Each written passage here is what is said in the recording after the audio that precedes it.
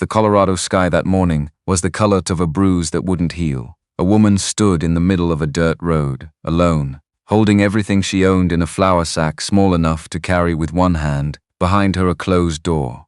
In front of her 40 miles of mountain country where men went to disappear. She didn't run. She didn't cry. She walked north. 3 miles into the rocks, she found blood on the stone. Fresh, a drag mark. Then a handprint pressed into the dust at the height of a man who could no longer stand.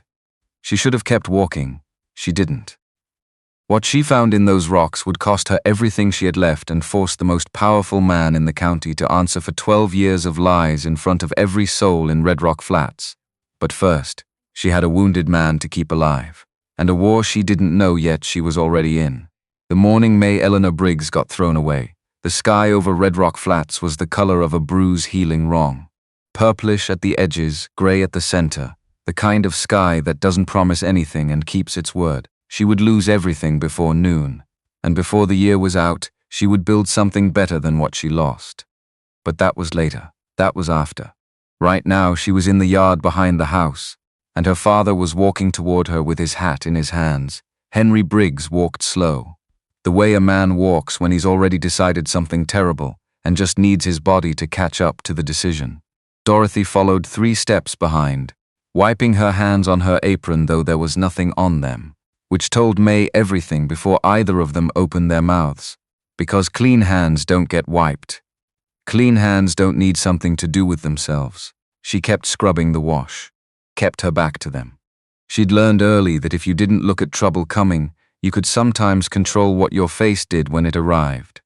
May, her father's voice had gone hollow, like a well someone had stopped drawing water from. She turned around.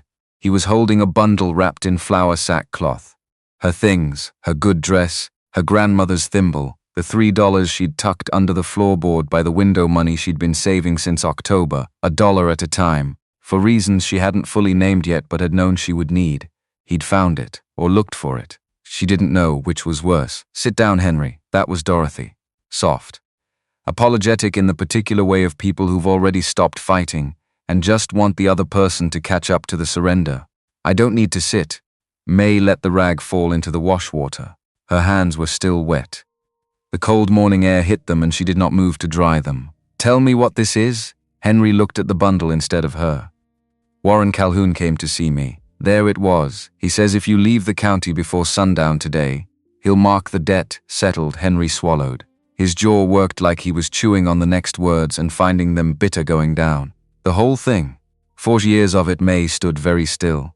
Not because she was calm, because she was calculating, running through every version of this conversation she might have rehearsed with herself in the dark at 2 in the morning, deciding which one was actually true. She'd thought about Calhoun before. Everyone in Red Rock Flats thought about Calhoun. He was the kind of man who made himself unavoidable. 40,000 acres stretching north toward the mountains.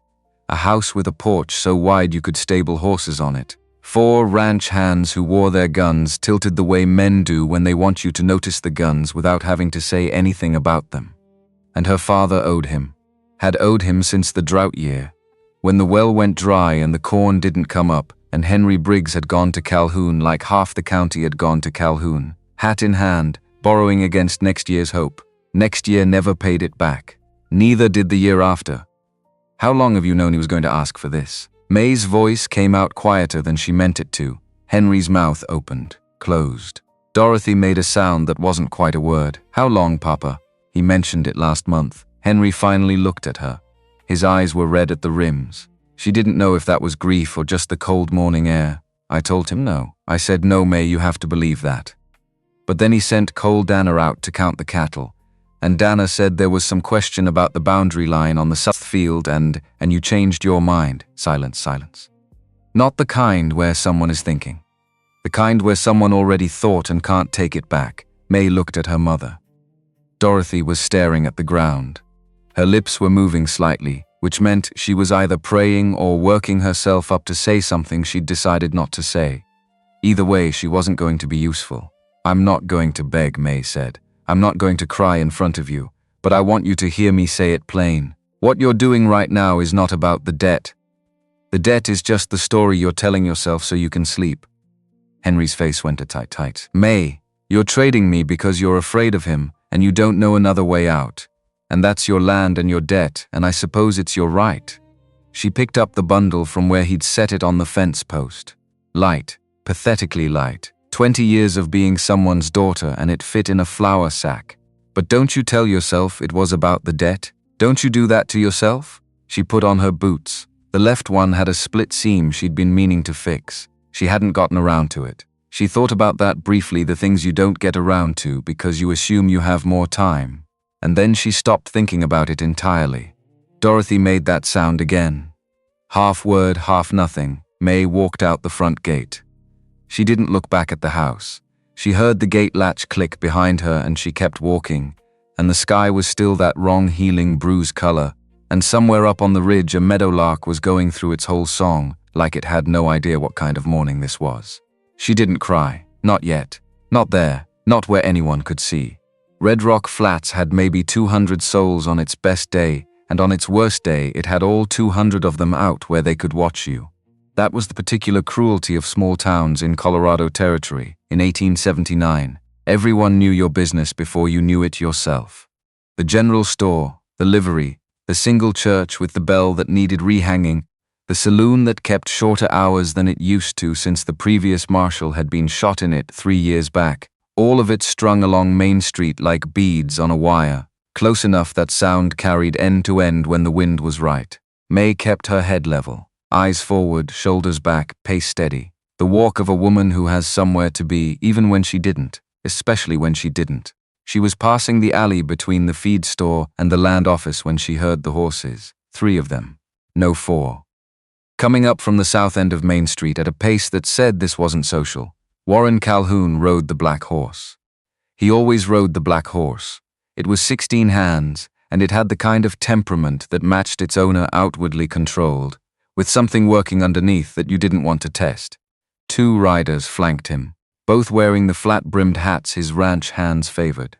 A third man brought up the rear on a roan mare. They stopped in front of the deputy's office. May slowed her pace. Not stopped would be noticed. She slowed, and she drifted toward the edge of the boardwalk, and she found a reason to be interested in the window of the feed store, which had a display of seed packets she had no intention of buying. Cole Danner came out of the office. Deputy Marshal. Badge on his chest like an afterthought. He had the kind of face that wanted to be friendly and had learned not to be, which gave him the permanent expression of a man arguing with himself about something and losing. He said something to Calhoun that May couldn't catch from this distance. Calhoun leaned down from the saddle, unhurried. The way men lean when they've never had reason to hurry because the world rearranges itself around them before they need to. I want the businessmen handled this week, Cole. Not raised. Not commanding, more like a statement of expectation, the way you'd tell the weather what temperature you preferred. The families along the river are dragging their feet. They need something to push them along. Danner nodded. Once, twice, the nod of a man whose neck has become accustomed to the motion. And the Briggs situation, Calhoun said something lower. May caught her father's name, caught the word settled, caught the flat satisfaction in Calhoun's voice that came with a man who has moved a piece on a board and watched it land where he intended. He straightened in the saddle. Already looking away, already moving to the next thing in his day. He hadn't looked at May once. She was a transaction that had been completed, a line item, an account that had been cleared and filed. Something went cold in her chest. Not the burning thing she'd expected. Cold and clean and very specific, like water from a deep well that shocks you because you didn't know how thirsty you were until it hit. She turned away from the seed packets and kept walking north. She had a bundle and $3 and a pair of boots with a split seam. She had nowhere to sleep tonight and nobody waiting for her, and a county that had been quietly informed without announcement to let her go. Warren Calhoun didn't need to threaten people individually. He just needed to make clear that his protection extended to those who cooperated. Everyone else understood the implication without needing it explained. What he didn't know, what neither of them knew yet, standing on opposite ends of Main Street on a gray Colorado morning, was that May Eleanor Briggs was about to follow a trail of blood into the rocks and make a decision that would undo 3 years of his most careful work. But that came later. First came the walking. The road north out of Red Rock Flats turned to packed dirt within a mile and to loose rock within 2. Scrub oak thickened on either side. The elevation climbed almost immediately, the kind of gradual ascent you don't notice for the first hour, and then suddenly your legs are burning, and you realize you've been working much harder than you thought. May had been walking for 3 hours when she saw the first sign. She almost missed it. The blood on the rock wasn't dramatic, not a pool, not a scene. It was a drag pattern, a dark smear across the flat face of a sandstone ledge, the kind of mark something large leaves while passing through at a speed slower than walking, and 3 feet beyond it, a handprint, not clean. Pressed into the dust on the rock's edge, the shape of fingers slightly blurred, the way a print looks when the person making it was leaning rather than choosing. She knew she should keep moving. She knew it the way she knew the split seam in her boot would let the cold in eventually, practically, specifically, without drama attached. Keep walking north. Don't follow blood on rocks. Don't go toward trouble when you've just gotten clear of one variety of it. Except she followed because the handprint sat at the height of someone sitting, not standing. Because the drag marks deepened where weight had been managed rather than simply carried. And because, though she couldn't have explained this to anyone's satisfaction, something in the pattern reminded her of the way her father had walked across the yard that morning. The movement of a person getting through something they had no choice but to get through. She went another 40 yards into the scrub, threading between boulders that the creek had moved down from the ridge sometime before anyone in this territory was counting years. The shadows deepened. The rock walls narrowed into a natural shelter, not a cave, just an overhang and 2 large stones creating 3 sides of a room. The kind of hollow a deer would use, the kind a man would choose if he needed to stop and understood that stopping in the open was not an option. He was sitting against the far stone with his back to the rock and his right side toward her, and his eyes were closed. And then they weren't. The gun was in his hand before she'd fully registered that she was seeing a man. Not drawn, it had been there already, resting against his thigh, and what changed was the angle. The barrel came up not fast but certain, the way a compass needle finds north. Not performance, not threat, pure reflex. The reflex of someone who had been sleeping at half attention for long enough that it was no longer effort. May stopped. Both hands came up. Don't. He looked at her. She looked back, because looking was what you did with new information. Enormous. That was the first word, and she couldn't move past it for a moment. Not tall the way men in saloons called each other, tall, genuinely large in the way of things grown in conditions that required size. 6.5 feet or close. Shoulders wide as a doorframe. The kind of build that would have looked carved from the landscape he was sitting in, except for the blood soaking through the strips of cloth tied around his right side. His face was sun-darkened and bearded, 4 days of it, maybe 5, and covered in the particular mixture of dust and dried sweat that comes from moving hard and sleeping rough.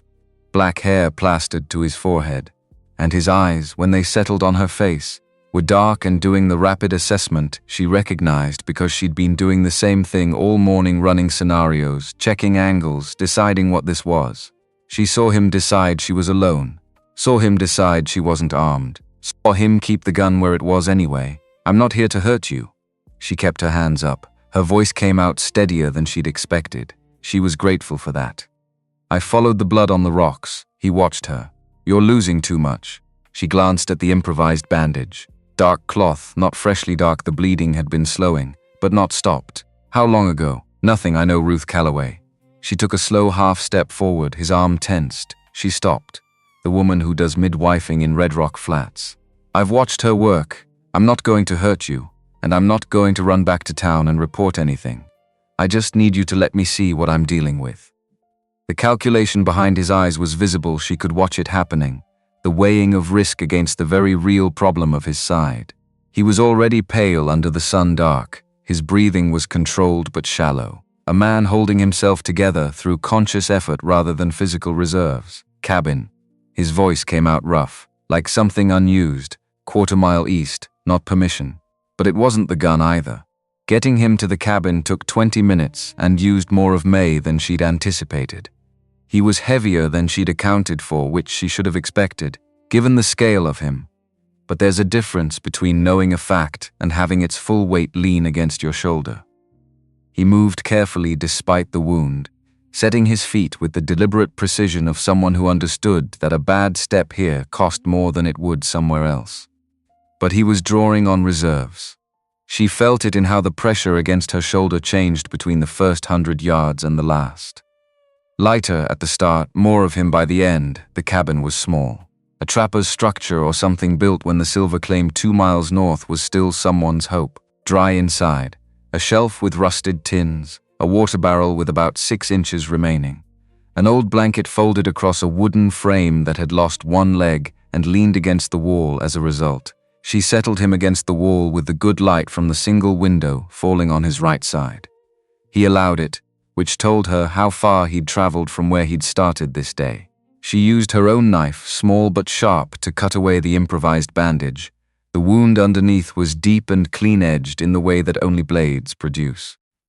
Not a bullet. She knew bullet wounds from listening to Ruth describe them, the way the flesh tears differently depending on the entry angle. This was a knife wound or something functionally identical, tracking from the floating rib downward and stopping before it reached anything that would have been fatal more quickly. It had been bleeding for hours. Not catastrophically, nothing vital had been opened, but steadily enough. This needs stitching. She didn't frame it as a question. She started going through her bundle, taking inventory. Not much. Then she remembered Ruth saying once, in the offhand way Ruth said things that turned out to be essential. Fishing line, stronger than thread, holds better under rough conditions. Works when you have no alternative. Saddlebag. His eyes were still tracking the door. Even now, against a wall with a knife wound open at his side, some part of him was monitoring the approach from outside. Rolled line, left inside pocket. She found it. Found a small steel flint beside it. A folded piece of leather that might have been a map before weather got to it. A handful of jerked beef wrapped in canvas. She heated her knife blade in the fire she built from scrap wood stacked inside the door. Boiled water in the tin cup from the shelf. Ran the fishing line through the hot water 3 times and let it sit. This is going to hurt. She said it because he deserved to know, not because the warning would change anything. Everything hurts. He said it without self-pity, which was almost harder to hear than if he'd said it with some. The flatness of it factual, like pointing at an overcast sky and naming the color. Like pain had become so consistent a condition that variation in tone no longer applied. She worked fast and as carefully as fast permitted. 14 stitches. Her hands trembled on the 4th one, not from fear, but from the specific strain of doing something requiring absolute precision, while also trying not to cause more damage than necessary. She got past the trembling. She kept her breathing even, and she watched the needle, and she did not think about anything else. He made no sound throughout. His hands were closed on his thighs. On stitch 7, his jaw set in a way that pulled the muscles of his neck tight, and it stayed that way until she tied off the last knot. Not a sound. She bandaged the wound with strips from the bottom of her extra shirt, not clean by any clinical standard, but cleaner than what had been there before, and tight enough to matter. She sat back on her heels. Her arms were shaking faintly, and she didn't have the energy to pretend otherwise.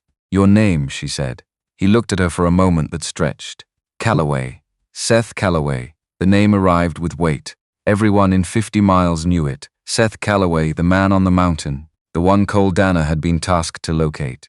The one Calhoun's men had ridden out after on 3 separate occasions in the past year and returned from short 2 horses and long on vague accounts about difficult terrain. The ghost on Boulder Break that mothers in Red Rock Flats invoked when their children asked why they couldn't go north of the creek. She looked at him. He looked back with the expression of someone who has watched people recognize his name before and knows precisely which direction the recognition runs. "I'm May Briggs." She held his gaze. "Before you do whatever you're about to do with your face, I should tell you that this morning my father sold me to pay a debt to the man I'm betting is responsible for that wound. So I'm not currently positioned to be sympathetic to whatever Warren Calhoun wants the county to think about you." Something shifted in his expression, not enough to name easily, but something moved. Calhoun's men, he confirmed. 3 of them came up to the north face 2 days ago. Wasn't their first visit?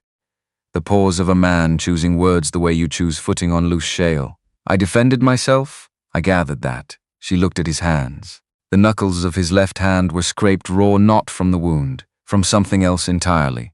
"How many went back to him?" 2. she nodded. Filed that. He's already got Dana looking. I heard him on Main Street this morning telling Dana the River families need something to push them. I think you're meant to be that something. Seth looked at the door again, back at her. The assessment she'd seen before was running again, but differently now. She was no longer part of the threat calculation. She had moved into the resource calculation, which was progress of a specific kind. Why are you telling me this? She set the remaining jerked beef in front of him. Not all of it, she kept half, because she was also going to need to eat today, but the larger portion. Because this morning I was told my only option was to walk away and let other people decide what happened to everything around me. She met his eyes. I don't accept that. And you're bleeding, and the most useful thing I can do right now is give you both pieces of information. He looked at the beef, looked at her. A long pause with weight in it then. Ruth Calloway. She knows you. She's the one who first told me about fishing line. The corner of his mouth moved, just barely, the ghost of a muscle memory for something that had once been easier. She's been keeping this county functional on her own for 30 years while the men argue about importing a doctor. 32 years, she'd tell you, and she'd be precise about it. May wrapped her coat tighter against the cold coming through the cabin walls' gaps. You need to sleep. I need to get back to the edge of town before dark for proper supplies. I'll come back. You'll come back. Not skeptical. Flatter than skeptical. The register of a man who has reorganized his expectations around people not coming back, stated as simple fact. I'll come back, she said. Is there somewhere better than this? Harder to find, he thought. Silver Creek Mine, north and east 3 miles. Hard climb but 3 exits and you can see the valley approach from the main shaft. I know where it is. She picked up her bundle, hesitated, left the larger portion of the jerked beef and took the smaller. Sleep. I'll be back before dark. He watched her at the door. You didn't ask why they're after me. She turned back. Everyone in the county knows the story Calhoun tells. I don't have a reason to accept his version over yours. She looked at him steadily. When I come back, if you want to tell me the real one, I'm listening. She went out into the afternoon light before he could respond to that. Ruth Calloway's house sat at the south end of Red Rock Flats, where the street became a track and the track became a suggestion. Low adobe, a red cloth on the door, a signal May had grown up understanding without being told. Births and illness tended to within, a place that existed slightly outside the town's social jurisdiction, because Ruth's skills made her too valuable to subject to its rules. May went around to the back. Ruth opened the kitchen door before May reached it. She always did that. May had long since stopped being surprised by it. Lord, child. Ruth stepped back to let her in. She was a broad woman who had gone silver at the temples and treated it as a practical development rather than anything else. Her hands were flour-dusted and her expression said she'd already figured out most of this situation and was waiting for the person at the center of it to arrive. I heard about this morning before you'd gotten a mile out, Dorothy at the market. By 7 o'clock, Ruth filled a tin cup with water and set it in front of May without ceremony. Sit, May sat, drank. The water tasted of iron and cold stone and was the best thing she'd had all day. I need wound supplies, she said. Arnica if you have it. Yarrow. Clean linen if you can spare any. Ruth's eyes went still in the way of someone who has just received a piece of information that reorganizes the shape of things. Not alarmed, Ruth didn't do alarmed. Attentive. Whose wound? Someone who needed help and didn't have anyone else providing it. May, Ruth, they looked at each other across the kitchen table. Ruth was the only person who had never required May to be anything other than what she was, and May felt the specific weight of that now, having spent a morning being reminded what it felt like when people did require it. There are men in town, Ruth said. She turned to the back shelf, began moving jars with the efficiency of long practice. Came in last evening. 2 of Calhoun's hands and a 3rd I don't recognize. They've been asking about the Boulder Break area. She didn't turn around. Cole Danner's been with them since this morning. May's hands tightened around the cup. Calhoun raised the reward this week. Ruth came back to the table with a small cloth bundle. $200. That's nearing half a year's wages for most men working this county, which is exactly what it's meant to be. Ruth set the bundle down. Arnica. Yarrow. A small jar of honey, clean linen strips. Enough that men who wouldn't ordinarily consider it will do arithmetic they're not proud of. She paused. There's something else. Agnes Pike, she works Calhoun's house. Has done for years. She came by 2 days ago. Something she wanted to say to someone. I told her to wait because I didn't know what she'd be saying it into. Ruth's eyes met May's. I think that's changed. May stood, tucked the bundle into her bag. Can you get word to Ezra Finch? When he's next through. Ruth studied her with the particular attention she applied to things that mattered. What kind of word? Tell him there's work. The kind he does. 3 copies of whatever I bring him. She held Ruth's gaze. And tell him the man who owes him from 74 may be about to have some significant legal difficulties. Ruth was quiet for a moment. Then she nodded once, the nod of a woman who has assessed a structure and decided it will hold. You're going to need to be careful, May.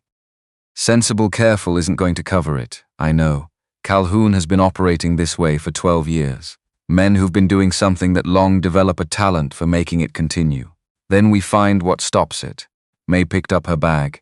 The mine on Silver Creek, it still has 3 exits? Ruth looked at her steadily. Last I knew, she had understood the question before it was fully asked, which was characteristic. Come back safe. A pause. And May, whatever you're deciding, make sure it's a decision. Not a reaction to this morning. May walked out into the late afternoon. The shadows on Main Street were long now, the sun dropping toward the ridge, and she moved quickly because she had a 3-mile climb ahead of her and she'd promised to be back before dark. She was nearly clear of the south end when she slowed involuntarily. The voices from the open side door of the saloon were not being kept quiet. 2 men, Calhouns by the hats. The comfortable posture of people who've already had a drink and are settled into the good part of an afternoon.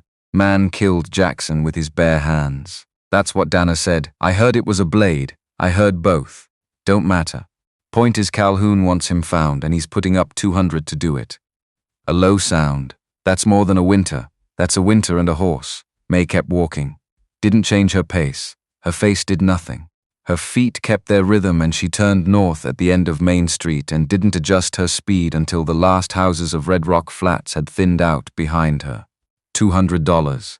Anyone helping him shares his situation. She walked faster. She needed to move Seth out of that cabin before morning. She needed to reach him before Calhoun's men thought to widen their search past the first ridge. She stopped that line of thought and organized it. What she needed right now, specifically, was to get back to the cabin before dark. Everything else could sequence from there. The sun was 3 fingers above the ridge when she reached the cabin door. Seth was awake. He'd moved himself to face the entrance, she could tell by the disturbed dust on the floor, and had the gun resting on his thigh again. His color was marginally better, which wasn't a high bar but was above it. He'd eaten the jerked beef, all of it, which was the right choice. She came in and set Ruth's bundle down and started unwrapping the herbs without preamble. We have a problem, one. Start with the largest. Calhoun's men have been in town since yesterday, and they're asking specifically about the Boulder Break area. She found the arnica, began preparing a poultice against the tin cup. Someone saw me go north this morning. If they're methodical and Calhoun doesn't hire people who aren't, they'll start checking the shelters and cabins along the first ridge by tomorrow at the latest. Seth watched her hands work. The mine is 3 miles, I know. Ruth confirmed it has 3 exits. She paused. She knew about it before I asked. Ruth knows most things before they're asked. Something close to warmth in his voice. Minimal, but present. Different when it's directed at you, though. She smoothed the new bandage into place. He was still through all of it, the particular stillness of someone who has made a complete decision about allowing a thing to happen and committed to that decision without reservation. No flinching, no commentary, no performance. Calhoun raised it to 200, she said. Nothing in his expression changed, which was itself an answer about how many times he'd already processed the fact of a price on his name. That's not the piece that matters most, she continued. What matters is what I heard him tell Dana this morning. The families along the river need something to push them. He's using you, not just hunting you, actively using the fear of you to move people off water rights he wants. She looked at him directly. I want to understand what that looks like from where you've been standing. Seth was quiet for a moment that had genuine weight. Outside, the wind had come up. It moved through the cabin's gaps and stirred the ash in the unused side of the fireplace, and May watched him decide something about how much to give. I've been on Boulder Break 3 years, he said at last. Didn't come down, didn't bother anyone. Trapped, moved around, stayed north of the creek, His hands were loose on his knees. She'd noticed that he kept his hands deliberately open when he was speaking honestly, the opposite of the closed fists during the stitching. First 6 months, nobody paid attention. 7th month, a family named Pearson lost a grain supply from an outbuilding. Cole Danner rode up and asked if I'd seen anything. I hadn't. He wrote it down as unknown, a pause. Month later, Kellerman's fence line on the North River branch was torn up. Cattle scattered. Danner rode out again. Started suggesting it could have been me. May felt the shape of what was coming before he said it. Kellerman sold to Calhoun the following week. Said the area had become too dangerous to work. Seth looked at the wall across from him. 6 months after that, the Reinhold family, North Branch, their barn went up. Middle of the night. Nobody hurt, but everything in it gone. The flatness in his voice had a different quality now, not absence of feeling, but feeling under significant compression. Reinhold came to me after, climbed up to where I was camped and told me he'd seen men coming from the south, not the mountain. Said one of them wore a hat he knew belonged to one of Calhoun's riders, but he left anyway. His wife was expecting their second.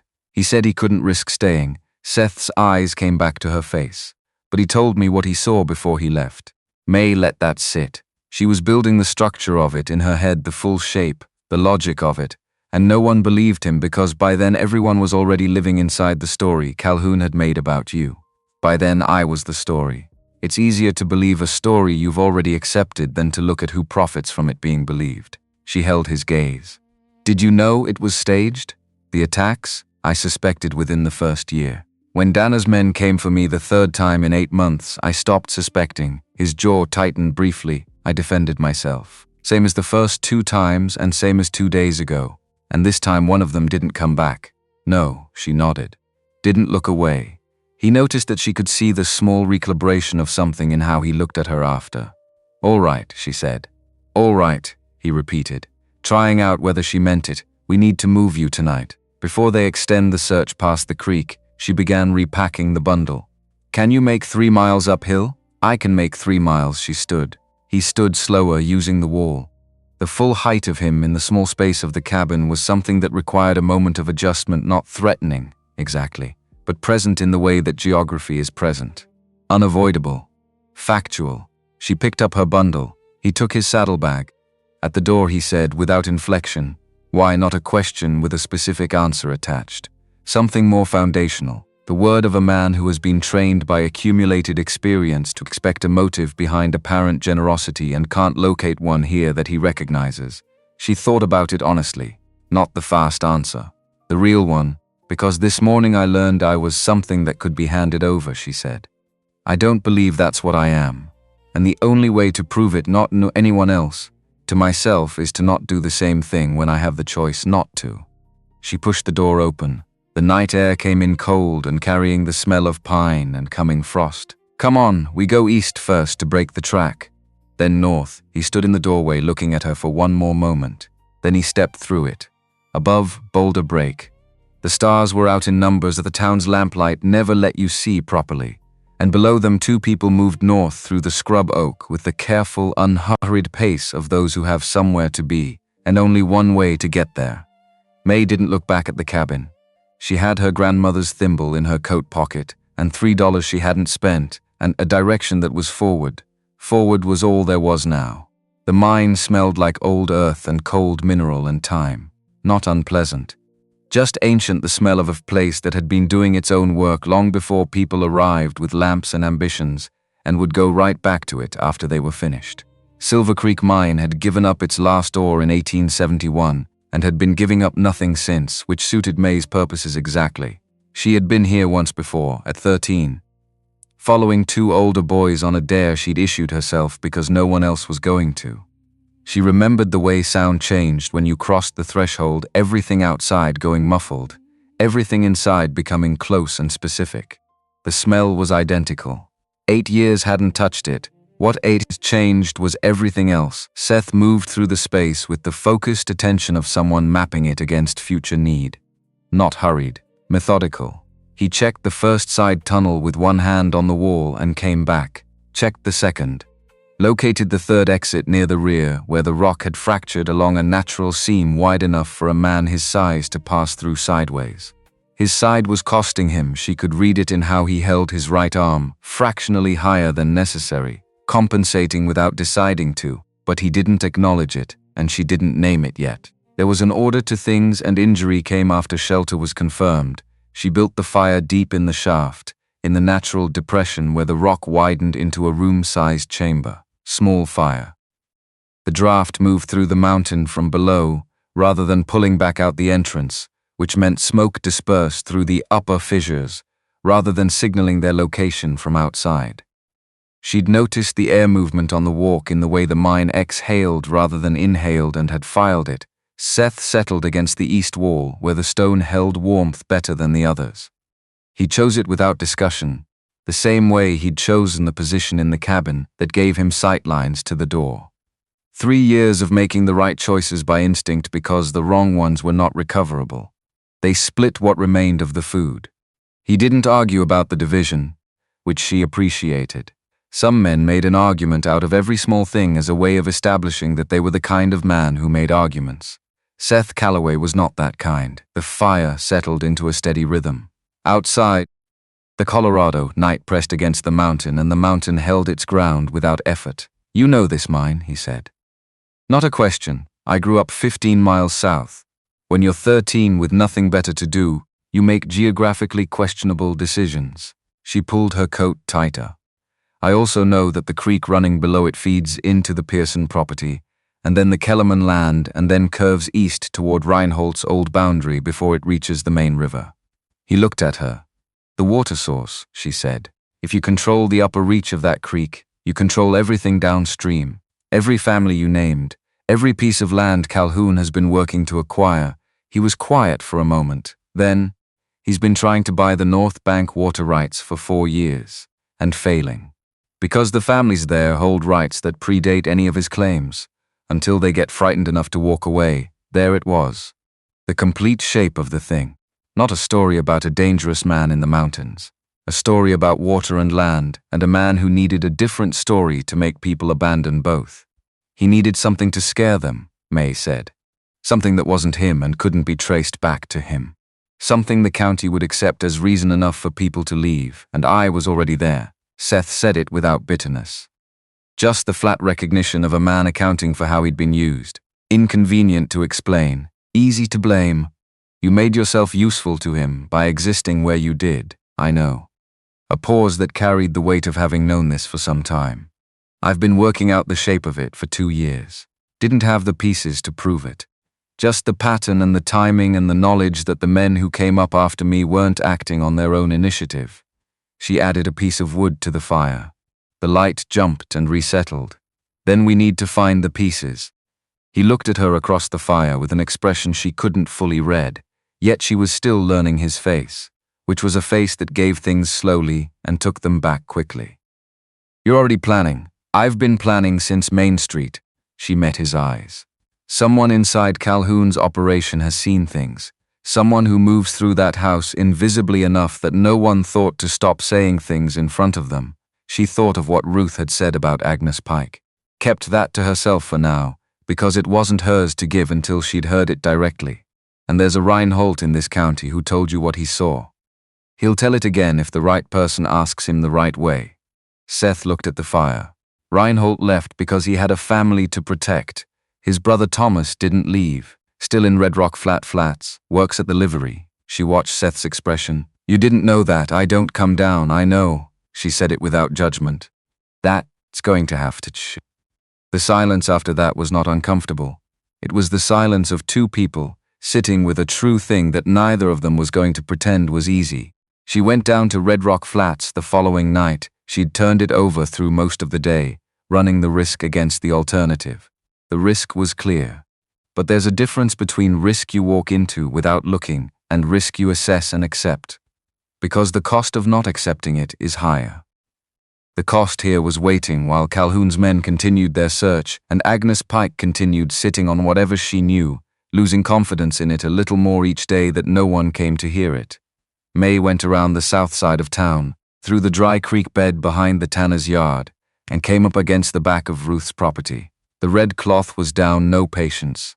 She knocked on the kitchen side. Ruth opened it before the second knock. a lamp in one hand. The expression of a woman who had been expecting this visit and had organized her thinking accordingly.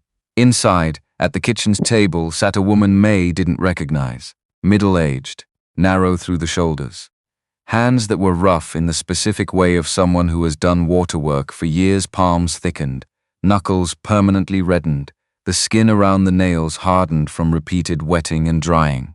She sat with her hands in her lap and her eyes on the table, and she held herself with the practiced compactness of a person who had learned that taking up less space was a form of protection. Ruth set the lamp on the table. May Briggs. Agnes Pike? Agnes looked up. Her eyes were careful and experienced in the way of someone who has observed a great many things and made the professional judgment not to comment on most of them. You work for Calhoun, May said, sitting down across from her. I've worked for Calhoun. Agnes's voice was quiet in the way that still water is quiet, not soft, not weak, but something underneath it that didn't disturb easily. 15 years. Washing, heavy cleaning, setting the table when he has guests. A pause. People stop seeing you after about the 3rd year. You become part of the furniture of the place. May understood that without explanation. Ruth says you have something. May kept her voice level. No pressure in it, you didn't apply pressure to a lamp burning low. I'm not going to push you for it. But I'm here, and I'm listening.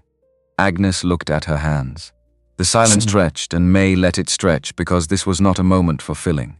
8 weeks ago, Agnes began. 1st week of November. I was still up past midnight, a bad tooth, couldn't sleep. Saw 3 men leave from the south barn, her hands turned over in her lap, palms up then back down again. Not regular hands. They were wearing different clothes. Rougher, heavy coats, wide-brimmed hats pulled low, and they were carrying torches. May went very still. I watched from my room window. They rode south and then cut east toward the river properties. Agnes's jaw tightened fractionally, the first sign that the still surface had something working beneath it.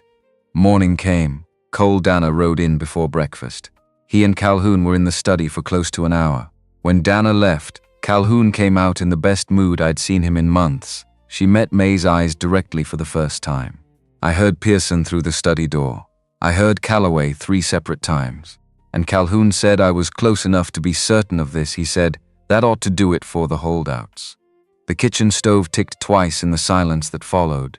Pearson sold within 2 weeks, May said quietly. I served the paperwork dinner. Agnes's mouth compressed. Calhoun brought out the good wine, the cabinet he keeps locked. The kind of wine that only appears when something has gone the way he intended. May held herself very still inside, where she was working through what this meant structurally, what it proved, what it implied, what it still needed. Was that the only time? No flat, no hesitation. I can place 3 separate nights in the past 7 months that follow the same pattern. Men leaving late, Dana appearing the following morning, Calhoun pleased in a way that had a specific texture to it, not general good humor. Satisfaction about a particular thing, and each time, something happened on the river properties. Each time, Agnes looked at her own hands again, and each time afterward, people talked about what the man in the mountains had done. The man in the mountains. Seth's name used the way you use a weather event, something that happens to people. Not something done by a person with reasons. Agnes? May waited until Agnes looked up. Will you say this in front of a clerk? Put your name to it in writing? The pause this time was not hesitation. It was the specific quality of weighing intelligence applied to a decision that had consequences either direction. Yes, Agnes said. I'll put my name on it, Ruth, standing at the stove throughout, set 2 cups on the table without comment. Agnes wrapped her hands around hers. May did the same and let the warmth of it anchor her for a moment. There's more, Agnes said. Smaller things. The way he speaks about the families along the creek, not as people making decisions about their own land, but as pieces that haven't moved to their correct positions yet. She looked at the table, and I heard him say once, about Seth Calloway's family, about the removal in 75, that it had cleared a nuisance. That was the exact word, a long beat.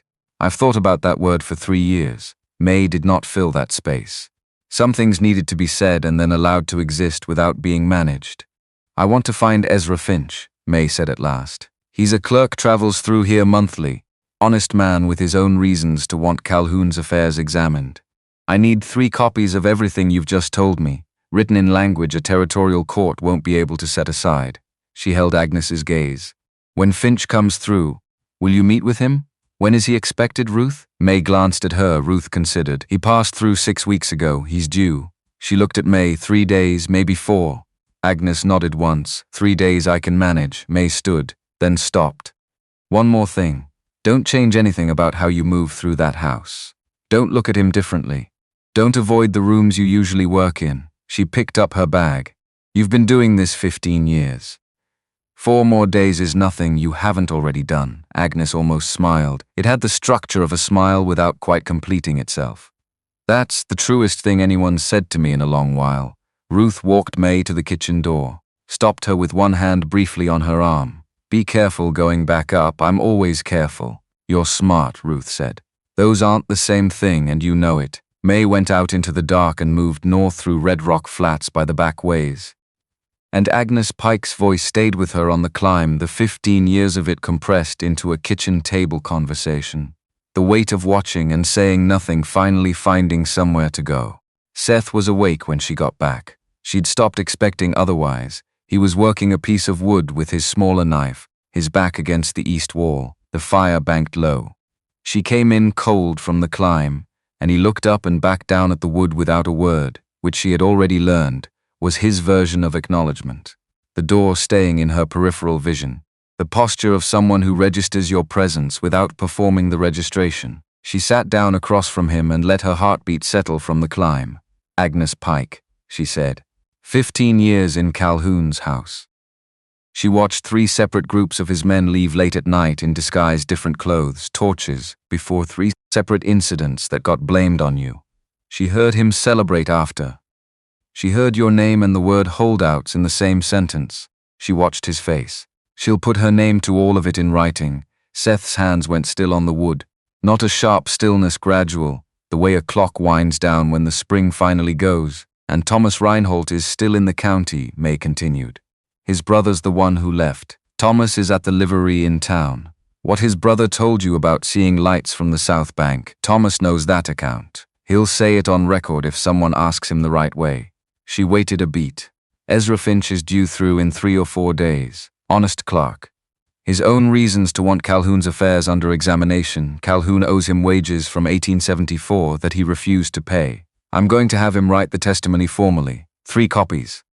One goes to Denver. Seth set the knife down on his knee. He looked at the wall at a specific point that wasn't anything visible, just the place his eyes went when his attention was somewhere further than the mine. They used my name.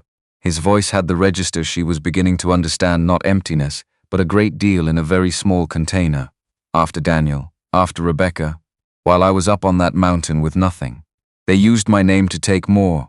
May didn't reach for anything to soften that with. It was true and it was real, and the most dishonest thing she could do would be to offer words that suggested otherwise. Yes, she said. The fire gave a small sound. Outside, the wind moved through the mountain in the long, slow way it had the breath of rock, indifferent and constant. He went back to the wood. She watched his hands, the careful, deliberate movement of them. Precise in a way that seemed disproportionate until she understood. It was how he kept something running in the right direction when everything else was moving wrong. What are you making? She asked.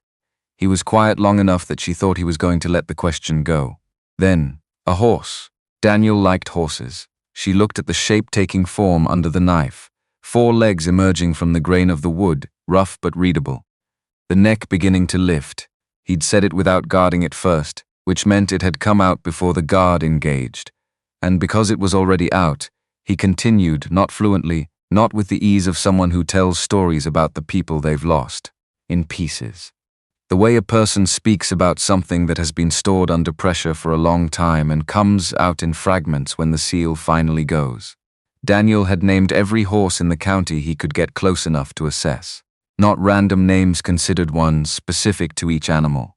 The gray mare that Jake Merritt rode he'd called Duchess, and he'd called her that every single time he saw her, with the complete confidence of a child who believes that naming something makes it true.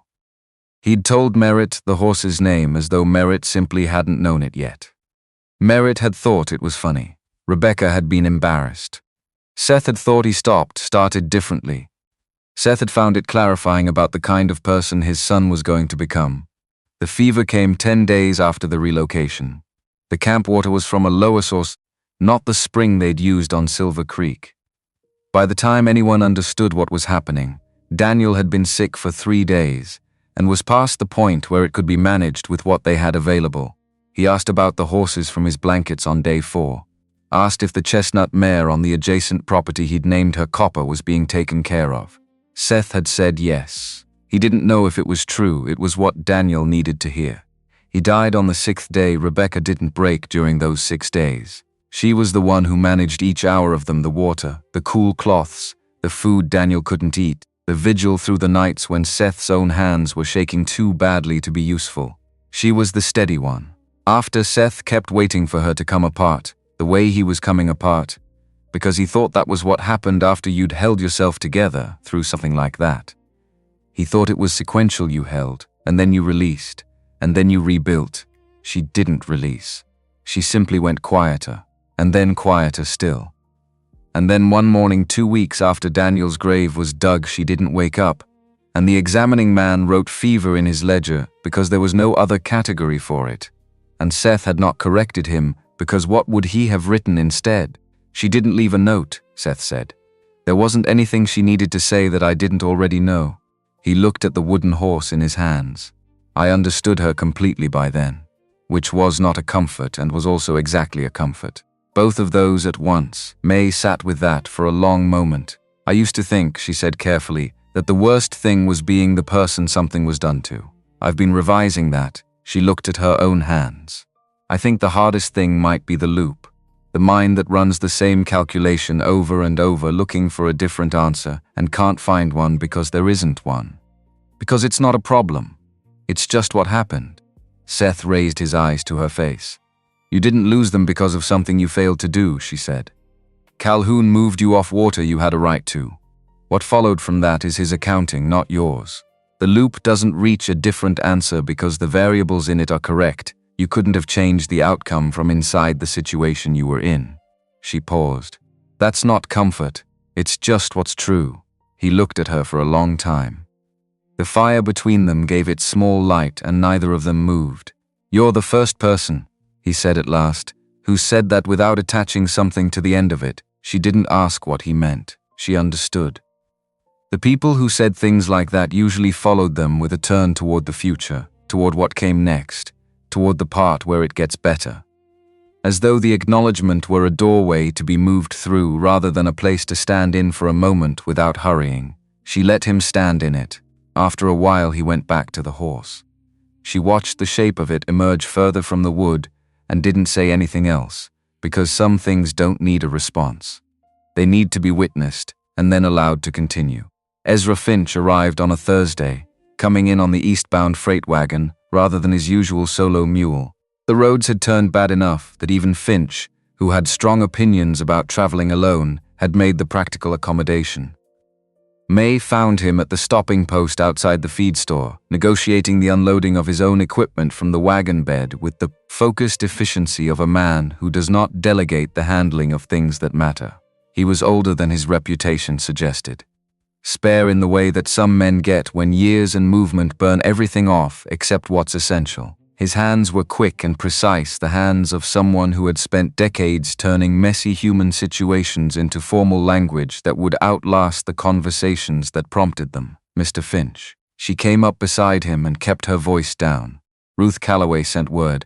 He looked at her sideways. Went back gear. She mentioned work. There is. What kind? Testimony. Names, dates, specific events. Written in language a territorial court examiner won't set aside. He lifted his leather case from the wagon, set it on the ground, straightened. I'm particular about what I put my name adjacent to, I know.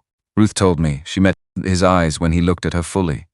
Warren Calhoun owes you wages from a job in 1874. He told you the work was unsatisfactory. It wasn't he simply decided not to pay. Finch's expression didn't change outwardly, but something behind it did. People owe money for a lot of reasons. This particular debt may become collectible through legal proceedings. If someone presents a formal account of Calhoun's business practices to the U.S. Marshal's office in Denver, she held his gaze. I have 2 witnesses willing to testify. Both saw things directly. I need someone to write it so it can't be dismissed as informal complaint. The pause that followed was shorter than she expected from a man who moved carefully.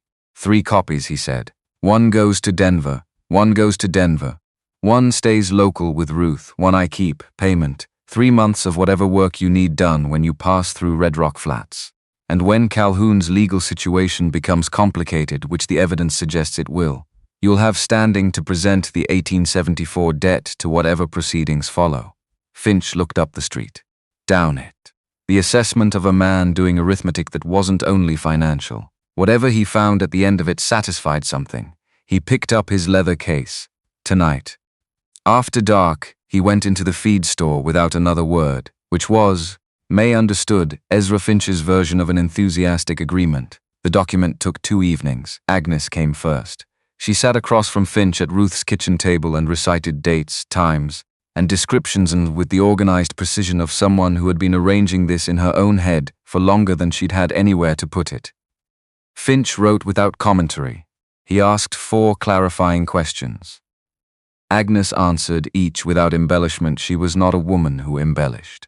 When the testimony was complete, she signed her name in letters that were larger and more deliberate than May expected, which said something specific about what it meant to Agnes to put her name to this particular truth. Thomas Reinhold came the second evening. Quiet man, built like his brother but carrying himself more carefully, with the measured movements of someone who has spent years being precise about what he says and where he says it. He'd been in Red Rock Flats when his brother's barn burned. He'd heard his brother's account of the lights from the South Bank before the family left the county.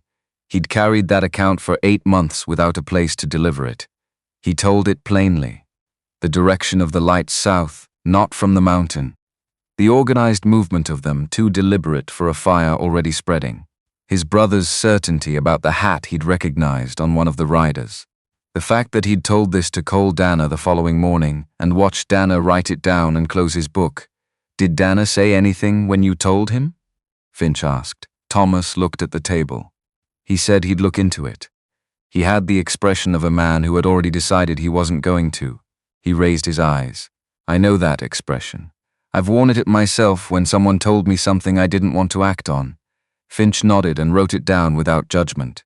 When both testimonies were complete, Finch spent an hour organizing them into a single document with dates running in sequence, the pattern of incidents mapped against the dates of Calhoun's subsequent land acquisitions. Laid out that way, with Finch's precise handwriting making it formal and unavoidable, the correlation was not subtle. He sealed 1 copy himself, addressed it in block letters to the U.S. Marshal's office in Denver. There's an eastbound freight wagon leaving day after tomorrow, he said, handing it to May. I'll put it on personally and confirm it's accepted. She took the sealed copy, held it for a moment. Thank you. Finch looked at her over his ink bottle. This is documentation, not resolution. Men like Calhoun have absorbed documentation before. He capped the ink with the particular care of a man who respects his materials. What makes it different this time is whether enough people are willing to be in the same room, saying the same thing at the same moment. He looked at her steadily. You understand that. I understand it. Good. He began packing his case. The 1874 debt, when the time comes, I'll need a formal filing. I know how to do that part. I know you do. He closed the case with a small, precise click and carried it out of Ruth's kitchen with the gait of a man who has recently become slightly less owed than he was. The night before they planned to move, May came back to the mine to find Seth sitting with the finished horse in his palm. She'd been running through the sequence in her head the whole climb up, who stood where, what came first, how to get through enough of the document before Dana moved. She came into the shaft with her mind still on the architecture of it, and nearly missed what was different. He was holding the horse the way you hold something complete. Not working it anymore. Turned it once in the firelight to check something, then set it down on the rock ledge beside him. 4 legs planted, neck up, facing the entrance of the mine. She sat down across from him, got her breath back from the climb. Finch put the Denver copy on the morning wagon, she said. It's gone. Agnes and Thomas Reinhold are both documented. 3 copies exist, and only one of them is in this county. She looked at him. Calhoun is going to find out something is coming. He doesn't know what yet, but men like that have calibrated instincts. He'll start feeling the edges of it soon. Seth looked at the horse on the ledge, which means we don't have the timeline we thought. No, She'd been working through this since she left Finch's meeting. Red Rock Flats has town hall every first Friday of the month. That's the one time you can guarantee Calhoun and Dana are both in a room with every other person in the county. She met his eyes. I stand up. I read the document. In front of all of them, Seth looked at her steadily. Dana will try to remove me the moment I start, she said.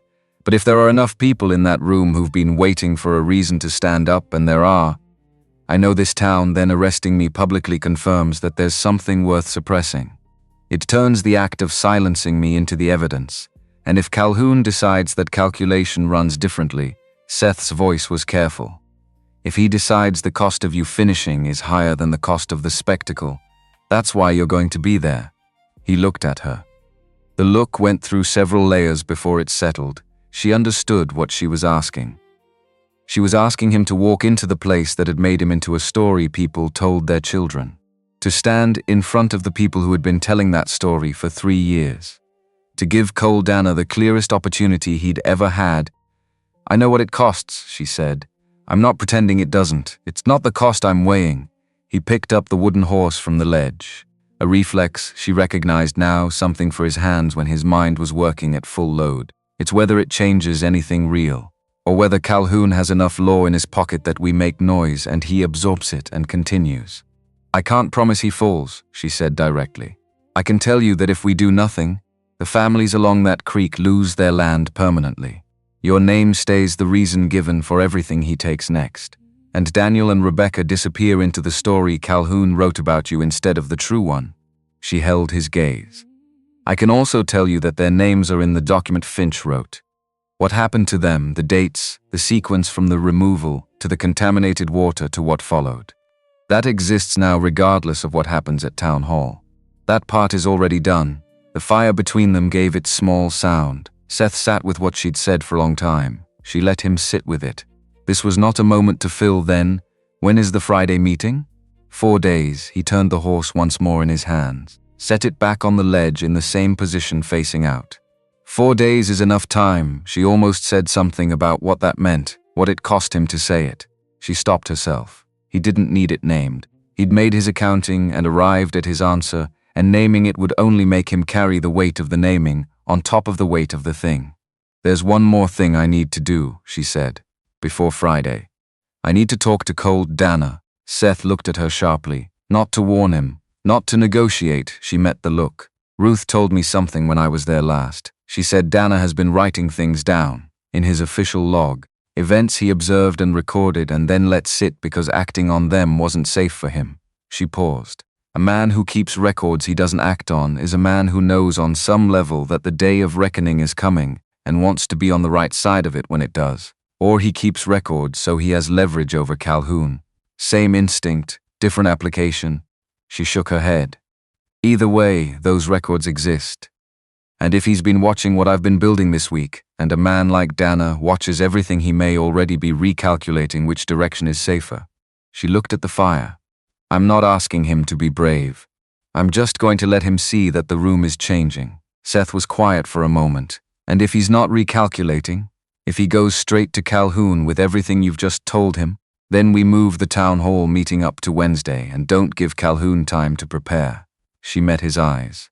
I've thought about it. He looked at her with the expression that had become, over the past days, something she could read more fully, not soft exactly, but open in the specific way that open costs something. You've been thinking about all of this while you were climbing up here. I think better when I'm moving. She pulled her coat tighter. 3 years on that mountain, what did you think about? He was quiet for a moment. The same things over and over. He looked at the horse on the ledge. And then less about those things and more about the patterns on the rocks and the way the creek ran different after rain and what the clouds meant about tomorrow's weather. A pause. Somewhere in the 2nd year I noticed I'd stopped thinking about the things I couldn't change and started thinking about what was in front of me. Didn't decide to. Just happened. That's not nothing, she said. No, he looked at her. It's not nothing. The fire settled into its nighttime rhythm, outside the mine. The Colorado mountains were doing what they always did, holding their ground against the dark, with the complete indifference of things that have been doing it, long enough to have forgotten there was anything difficult about it. May watched the wooden horse on the ledge. The firelight moved across it, and the shadow of it moved on the rock behind, and it looked, in that light, like something that was just about to run. When this is done, Seth said, without announcing that he was going to say something, there's land north of the county line that's been sitting unworked for 2 seasons. Good soil. Clean water from a high source. Someone filed a claim on it and then didn't follow through. He was looking at the fire, not at her. I've been watching it from the ridge. She waited. I don't know what I'd do with 160 acres on my own. He said it the way he said things that were true and uncomfortable directly, without dressing. I know how to work that kind of land. I know how to build on it. But building something alone, he stopped. Started from a slightly different position. 3 years is long enough to know the difference between choosing to be alone and just being there because there was nowhere else. May looked at the fire. She thought about her grandmother's thimble in her coat pocket. About Ruth's kitchen, which had become something like ground under her feet in the past week. About what she'd said to Seth, about the loop that runs the same calculation looking for a different answer, and about what happened when the variables themselves changed. Does it have south-facing ground, she said. He looked at her. For a garden, I'm particular about that. South-facing and sheltered enough from the late frost. She held his gaze. I won't come as someone's arrangement. I want to say that plainly before we say anything else, I know that. His voice had something in it she was only now fully able to name. Not warmth exactly, something more specific. The sound of a man who means the thing he's about to say and has checked that twice before saying it. I'm not looking for an arrangement. I'm looking for someone who argues with me about planting schedules. The corner of her mouth moved. South-facing ground, he said. And a kitchen window that faces east, because Rebecca always said morning light in a kitchen changed the whole character of it, and she was right about that. May held his gaze for a moment. East is a reasonable starting position, he nodded once, put the wooden horse in his coat pocket. And for the first time in 3 years, Seth Calloway looked like a man who was planning to go somewhere, rather than a man who was simply enduring where he was. Outside, the mountain held its ground. Inside, 2 people sat with the specific quiet of those who have just agreed to something real, and let it be real without saying more about it than it needed. They came into Red Rock Flats from the north end on a Wednesday evening, 1 day earlier than anyone expected them, which was the point. The town was settling into supper hour. Smoke from cook fires rising straight in the cold air. The particular quiet of a place winding down toward dark. The dog that slept in front of the harness shop had moved to the alley beside it, curled against the wall where the day's warmth still held in the adobe. A boy crossing Main Street with an empty milk pail saw Seth first, stopped walking entirely, and then remembered somewhere he needed to be very quickly. May noticed that, the stopping and the quick remembering. The physics of a ghost story made solid the way the body responds to the impossible thing standing in plain sight. She kept walking. Seth kept walking beside her. His stride didn't adjust. The unhurried pace of a man who has finished making his decision and is no longer in negotiation with himself about it. She had the document inside her coat. 3 pages in Finch's careful hand. The evidence sequenced so the dates and land records came first, and the personal testimony followed. She'd spent the previous night going over the order again, not the content, which she knew completely, but the architecture of persuasion. You gave people the pattern before you asked them to believe the witnesses. You let the numbers establish the shape before you named who made it. They reached Ruth's back door at 6:15. Ruth was there. Agnes too. May hadn't expected Agnes. But Agnes was standing at Ruth's kitchen table with her coat on and her hands folded, and the expression of a woman who has made a decision and arrived early, because arriving early is what you do when you've decided. He fired me last night. Agnes said it before May had fully cleared the doorway. No preamble, no softening. Around 9 o'clock, gave me a week's wages in an envelope and told me my services were no longer required. She met May's eyes. He doesn't know what's coming, but he knows something is. He's cutting loose anything that might complicate his position. May felt the timeline compress in her chest. Did he say anything specific? He said I should consider leaving the county. Agnes's chin came up a fraction. He said it gently, which was more instructive than if he'd said it another way. Ruth set coffee on the table. The smell of it in the early kitchen was the most ordinary thing May had encountered in a week, and she let it anchor her for a moment, the specific gravity of something familiar when everything else was moving. Town hall meets at 7, May said. 50 minutes. People start gathering at 6:30, Ruth said. Calhoun will already be positioned. He comes early to town hall, it's where he reminds the room who holds it. She looked at Seth, the first time she'd looked at him fully since they came in. She knew him the way she knew most things in this county, not personally, but by shape and consequence. You look better than the circumstances suggest. Seth accepted this without ceremony. May does adequate work. Ruth's mouth made a movement that wasn't quite a smile but occupied the same territory. She learned from someone with high standards. She turned back to the practical. Cole Danner has been at the deputy's office since this afternoon. He started stationing himself at the town hall entrance about a year ago. He frames it as courtesy. We come in through the east, May said. Fire door on the east wall. The volunteer brigade uses it, no one else does. It opens from outside if you know where to push. Ruth met May's eyes. Calhoun never watches that wall. It's never been relevant, May nodded. Turned to Agnes. When I start reading, I'm going to need people in that room who aren't hearing this cold. Not brief, just not surprised. Ben Pearson is at the boarding house, Ruth said. He's been there since he signed the land over. Wouldn't leave the county. I'll send word through the kitchen boy right now. She was already moving. And Thomas Reinhold, he works late at the livery on Wednesdays. I know which alley he cuts through. 15 minutes, May said. Ruth was gone before she finished saying it. Agnes looked at May across the table. I'm going to stand up with you. May started to speak. He fired me yesterday, Agnes said, before May could find the objection. He told me to leave. The worst thing he had available to do to me, he's already done. She looked at her hands, those work-roughened hands that had spent 15 years being invisible. I've been watching from the furniture long enough. I'd like to be a person in a room for once. May held her gaze. Then she nodded. Because Agnes was right in arguing with the right person costs time you don't have. Seth was at the kitchen window, watching the street in the way he watched things, not tense, just receiving everything available. He turned. How many of Calhoun's men are typically in town on a Wednesday? 2 ride in for supplies most weeks, Ruth called from the back room. Sometimes 3. They're not hired for their gun work. They're hired to be seen, presence as argument, Seth said quietly, not to anyone in particular. Organizing his own thinking, which May had learned he did rarely enough that it was worth listening to when it happened. The problem is Danner, May said. Calhoun's men have no legal authority inside a public meeting. Danner does. He'll try to remove me the moment I start reading. And if he does it before I've gotten through enough of the document, the room won't have the information it needs to make a decision about what it's watching. Then you need to get through enough of it fast, Seth said, which is why the order matters. She put her hand on the document inside her coat, feeling the folded edges of it. Land records first, dates. The correlation between incidents and Calhoun's subsequent acquisitions.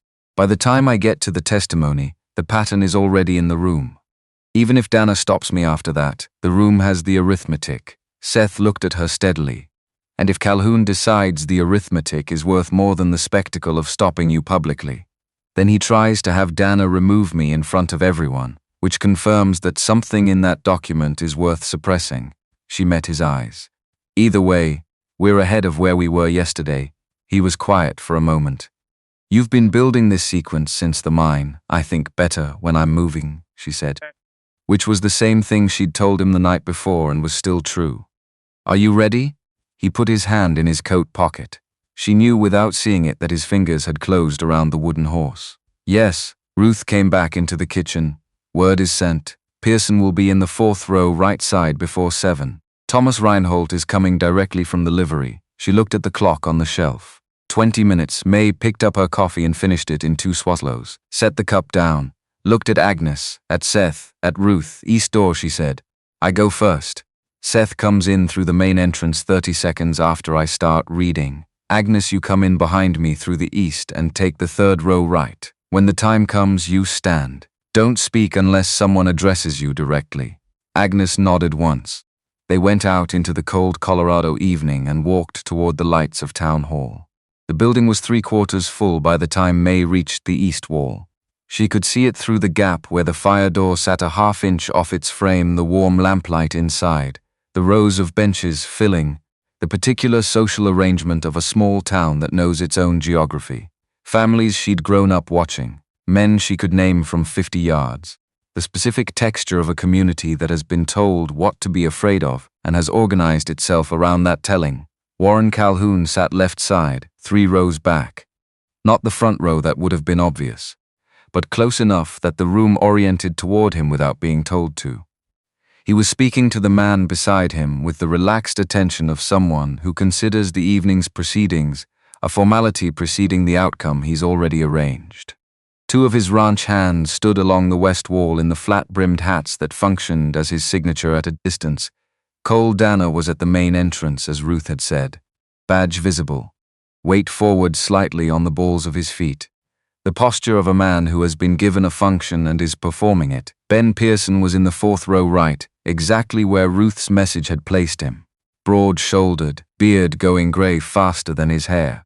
He sat the way a man sits when he's made up his mind to stay in a seat regardless of what comes at him. Thomas Reinhold had taken a position near the east wall itself, 6 rows back. He'd come straight from the livery, still had the specific smell of that work on him. May knew from when she'd passed him outside. He'd nodded at her without speaking, which said everything about what he understood he was here to do. Agnes was behind May, 2 steps back. Waiting, May put her hand flat against the fire door and pushed. The door opened without drama. She walked in. The room didn't go quiet all at once. It never does. It goes quiet the way a fire goes out from the edges first, where people notice the thing happening and stop what they're doing to watch it, and then spreading inward until the center catches up and the whole room is doing the same thing. 4 seconds, maybe 5. May walked up the center aisle. Pace even. Hands at her sides, the document in her right hand. She did not look at Calhoun. She looked at the platform at the front of the room where the county recorder usually stood, and she walked toward it and she stepped up onto it. Arvin, the county recorder, had the expression of a man who had been surprised by his own job for 15 years and had not yet made peace with it. He started to stand. Ruth Calloway's voice came from the 3rd row left before he got upright. "Sit down, Arvin. Let her speak." Arvin sat down. Danner had begun moving up the right aisle. Not running, he wasn't careless enough for that. Walking with the deliberate pace of official purpose, which was its own kind of pressure. And then the main entrance opened. And Seth Calloway walked in. The second wave of quiet was different from the first. The first had been the attention you give to something unexpected. This was the attention you give to something that has reorganized the available space. He was simply what he was, the full scale of him, present and unhurried, standing just inside the door with his hands at his sides, and his eyes moving through the room with the steady assessment of a man who has spent 3 years keeping himself alive through accurate observation. Not threatening, not performing, just there, unavoidably, undeniably there. Danner stopped moving. Not completely. His feet kept their position, but his forward momentum ceased. The visible hesitation of a man whose calculation has just been revised mid-step. He looked at Seth, looked at the room, looked at Calhoun. Calhoun's expression didn't change, but his hands, May noticed, closed on his knees. She opened the document. "My name is May Eleanor Briggs," she said, not loud. The room was giving her everything it had. "I've lived in this county my whole life, and most of you know that. I have something to put in front of you that belongs to all of you, and I'm going to put it there now." Calhoun's voice came from the 3rd row, measured as a man reading figures. "This is not the established process for town hall business, Miss Briggs. There are procedures." November 4th, May said. Pearson outbuilding fire. November 6th, 2 days later, Calhoun Land Office records show preliminary inquiry into acquiring Pearson water rights. She looked up briefly, back to the page. December 17th, Kellerman fence line, North River branch, 3 sections destroyed, cattle scattered. December 19th, Kellerman informs the county recorder of intention to vacate the property. She paused. Let that sit. 2 days, the same interval. January 9th, Reinhold Barn, North Branch, total loss. January 11th, Calhoun files a formal expression of interest in acquiring the Reinhold water claim. She looked up at the room. Each time something happened on the river properties, Warren Calhoun was in a position to acquire something within 48 hours. 3 incidents, 3 acquisitions. The same 2-day gap each time. The sound that moved through the room was not dramatic. It was the sound of people doing arithmetic they'd been given the pieces of before but hadn't been handed the complete equation. Furthermore, May continued, on 3 separate nights prior to each of these incidents, witnesses observed men departing the Calhoun Ranch property after midnight in civilian clothing and carrying torches. Not from the mountain, not from Boulder Break, she found Agnes with her eyes briefly, from the south. From the direction of the Calhoun South pasture, Calhoun rose, unhurried. The controlled rise of a man who has taken rooms before and knows that the first thing is to take the air out of the space. What this young woman is describing is the invention of a grievance. Her family owed me a legitimate debt. She was asked to leave the county. She is here because she has a personal interest in attacking my reputation, and she is using the name of a man who was killed. The witnesses who observed those departures, May said, cutting through cleanly, have provided sworn testimony to a licensed clerk. Their accounts have been recorded formally. 3 copies exist. One was delivered to the U.S. Marshal's office in Denver 4 days ago. The room went to a different quality of silence. Dana had not resumed moving. He stood in the right aisle with his hand near his badge and the specific stillness of a man waiting for instructions because his own procedures had run out of road. Cole. Calhoun's voice had not changed in volume or register, but something in it had shifted the difference between a request and a reminder of what the request implied. Remove her from the platform. Dana looked at the room. He looked at Ruth Calloway standing in the 3rd row left. At Ben Pearson standing in the 4th row, right. Pearson had come to his feet without May seeing it happen, simply standing now with the quiet inevitability of a large man who has decided where he is. At Thomas Reinhold near the east wall, upright and still. At Agnes Pike in the 3rd row right, who had stood at some point in the past 30 seconds, and was standing now with the 2 extra inches of a woman who has been sitting down for 15 years and found something in getting up that she hadn't expected. Other people were standing. Not all of them, not even most of them. But enough, the specific threshold of enough where remaining seated starts to feel like a declaration rather than a neutral position. Dana looked back at Calhoun. I'm not going to do that, Warren. His voice came out rougher than usual. The roughness of a muscle exercised for the first time in a long while. Not in front of all of this. The room heard it. Every person in it heard those 7 words and understood what they meant, not just the refusal but the name. Warren, not Mr. Calhoun, not Sir, the name of someone being addressed as an equal by a man who had not addressed him as an equal in several years. Calhoun's face did not change, but his hands opened on his knees and closed again. May looked at Seth across the room. He was still at the entrance, not having moved from where he'd entered. He looked back at her with the expression she could now read fully open, at cost holding. She found the 3rd page of the document. Seth Calloway and his family were removed from their property at the upper reach of Silver Creek on October 9, 1875, she said.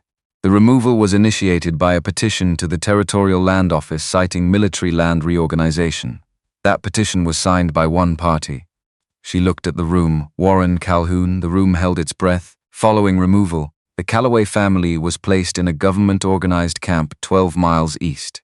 The camp's water source was a lower draw, not the spring they had used on Silver Creek. It was contaminated. She found the names on the page. She had promised herself she would read them clearly, and she read them clearly. Daniel Calloway, 4 years old.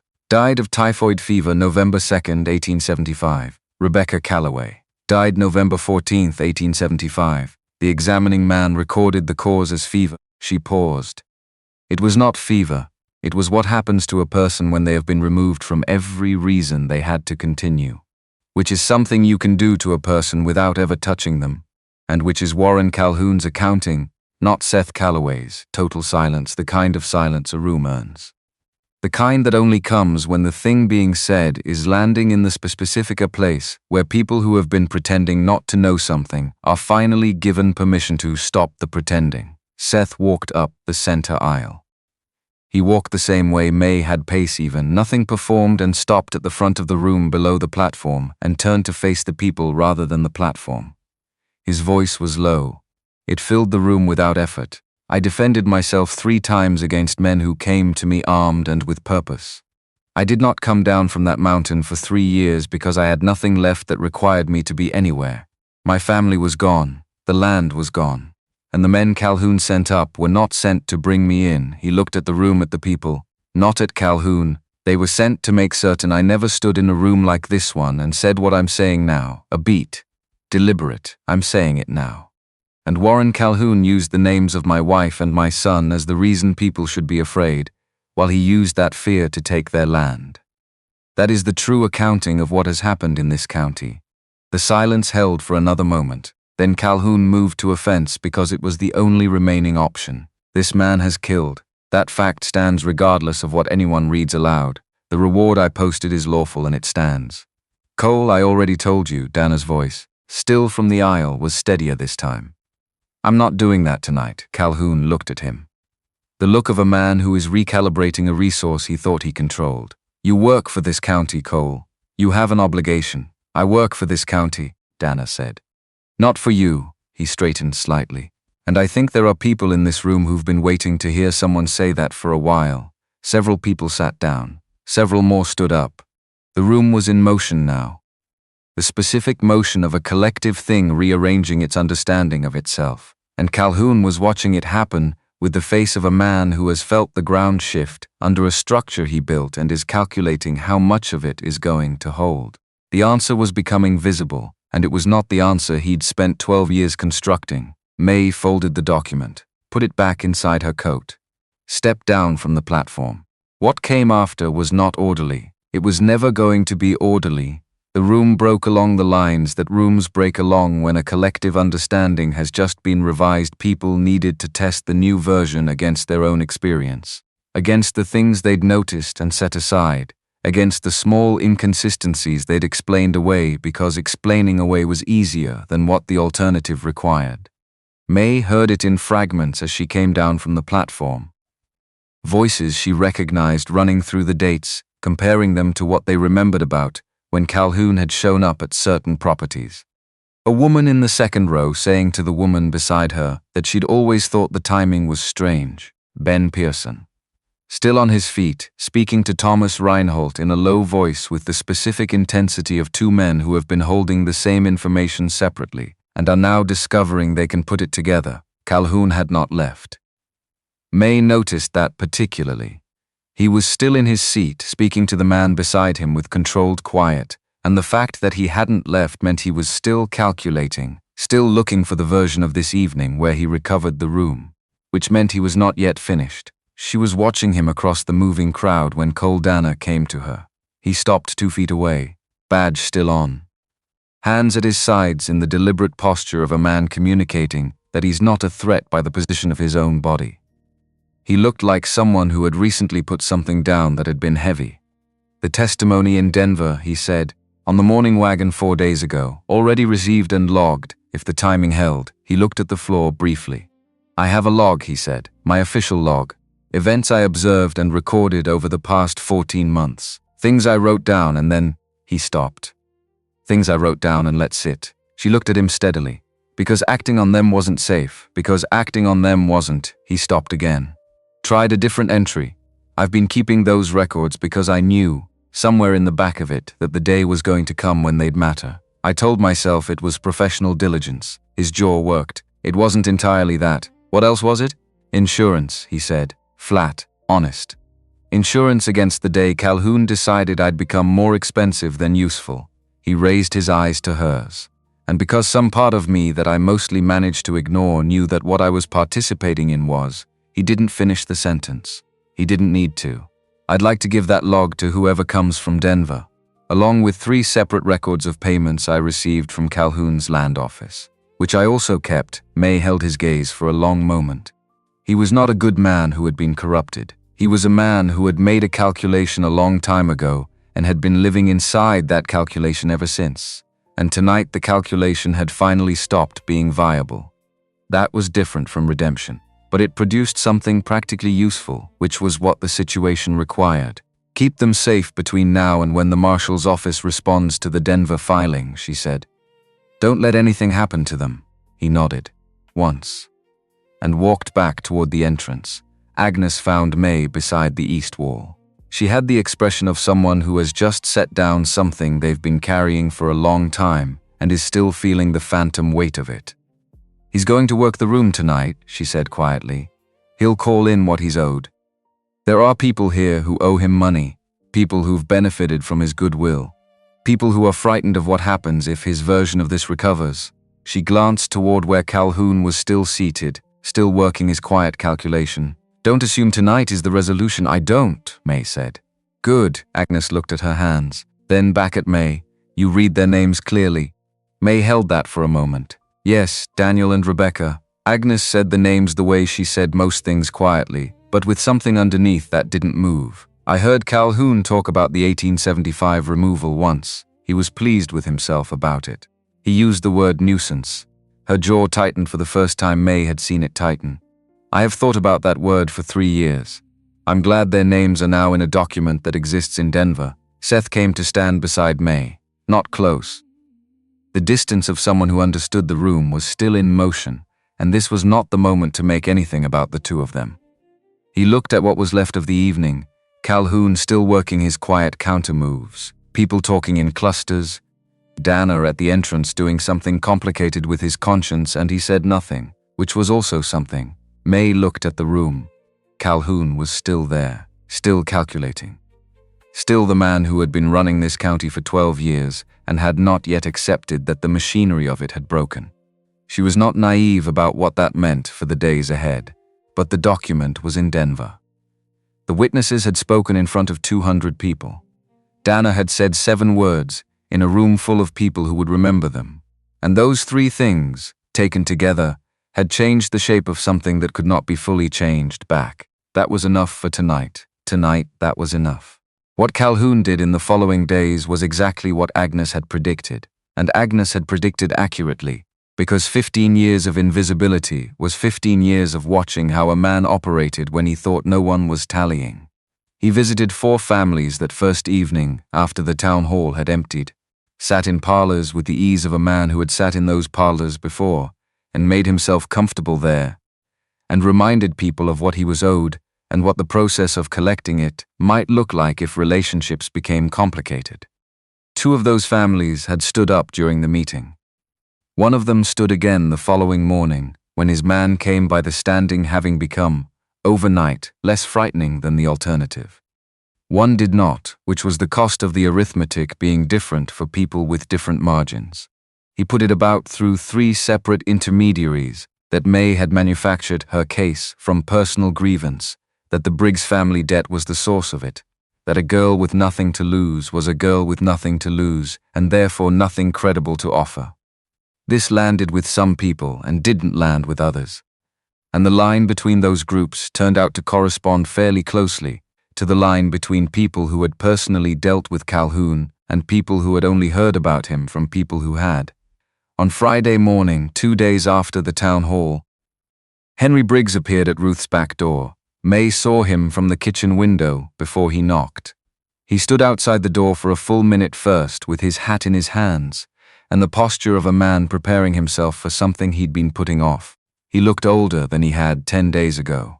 Not in the way of time passing, but in the way of something internal having shifted under the weight of things. She opened the door. He didn't come in immediately. He stood on the step with the hat, turning in his hands and his eyes going to the kitchen behind her, and then back to her face. I heard what you said, he managed, in that meeting. I wasn't there. I heard from Caleb Merritt, who was. He looked down at the hat. About the debt, about why he stopped. You don't need to explain it to me again, May said. I understood it the morning it happened. He looked up. That doesn't make it. No, she said. It doesn't. She leaned against the doorframe. But I'm not going to stand here and let you give me an accounting of something I was present for. I know what happened, Papa. I know why you did it. She held his gaze. And I know it wasn't only the debt.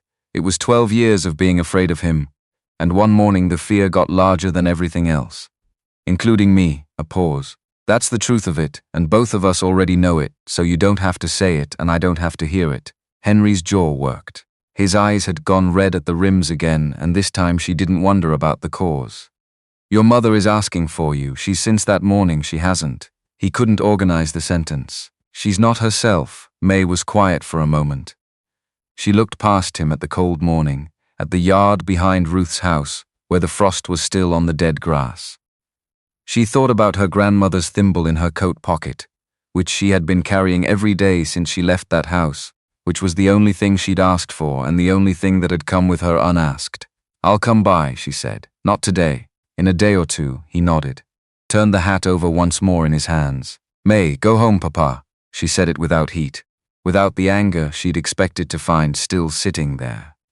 The anger had been useful when it needed to be useful and had spent itself on something that mattered, and what was left was something quieter and more permanent. Look after Dorothy. And when this is over, when Calhoun's situation is resolved and you're not under his pressure anymore, we'll figure out what the land situation looks like and whether there's anything to be done about it. He stared at her. "You do that?" "I'm not doing it for the debt," she said. "I'm doing it because that land was there before he was, and it should still be there after." She straightened. "And because you are my father, for better and worse. And that doesn't stop being true because of one morning." Henry Briggs put his hat back on his head and walked away across the yard with a slightly different quality to his gait than when he'd arrived, not lighter exactly, but as if something had been correctly named and the naming of it had allowed him to carry it differently. May closed the door, stood in Ruth's kitchen for a moment with her hand still on the latch. Then she went to find Seth, because there was still work to do, and the work was what mattered now. She found him in the yard, splitting wood. Ruth had asked him to deal with a practical job that needed doing and which he'd apparently identified and begun without being asked, which she noted as characteristic of how he operated when he was somewhere he considered himself to have some responsibility for. He was good at it in the specific way of someone who had spent years doing physical work alone, each movement economical. No wasted motion. He looked up when she came out. Read her face in the way he'd developed for reading her face. "Your father? Yes. How is it?" She thought about that honestly. Not resolved, but named. Which is a different thing, and sometimes it's enough. He nodded, set the axe down and picked up the split pieces and stacked them against the wall in the organized way he did everything physical. "Dana's log," he said. "He's keeping it safe. Waiting for Denver to respond. How long?" "Ruth thinks within the week, given what we sent." Finch wrote to the marshal's office directly as well, his own letter, separate from the testimony documents. He has contacts there from previous work. She came and sat on the chopping block, which was broad enough to serve as a seat. Calhoun's been working the families. One held and one didn't. Which one didn't? The Aldriches. New to the county, mortgaged property, 3 children under 10. She looked at her hands. They can't afford the same price that people with less to lose can afford.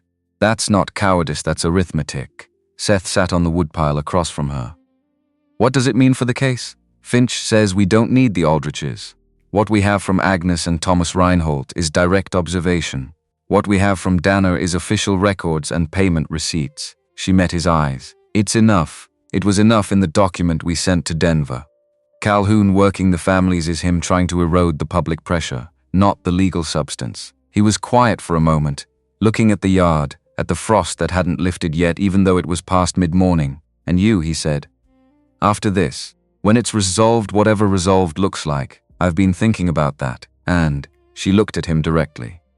"South-facing ground," she said. "And I want to see the water source before we commit to anything. I won't build on a creek I haven't assessed." He held her gaze, the expression she'd come to know open at cost, checking the thing twice before saying it.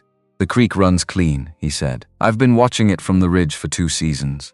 High source, granite bed, no lower draws contaminating it. I'll judge that for myself when I see it. I expected that." "Good." She stood up. "Then we wait for Denver. And in the meantime, there's a garden plan I want to work out. Because if we're going to break ground in spring, I need to know the frost dates for that elevation, and I need to know them before we leave this county." Seth looked at her. Something in his face was doing the thing it did, the thing that had the architecture of a smile, and kept approaching it from a new direction each time. "Ruth will know the frost dates. Ruth will know the frost dates," May agreed. "She knows everything before you ask." And for the first time in 10 days, something in her chest that had been running at full tension eased a fraction. Not because it was over, because the direction was clear, and the direction was forward, and she had a place to put herself in it.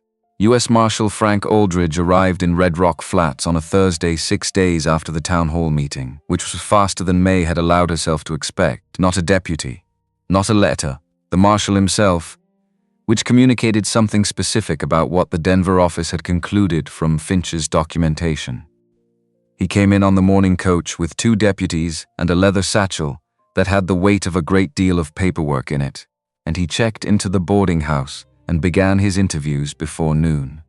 He was a rangy man in his middle 50s with a gray mustache maintained with precision and the particular quality of movement that comes from spending a career in rooms where accurate reading of people was survival rather than preference, he said.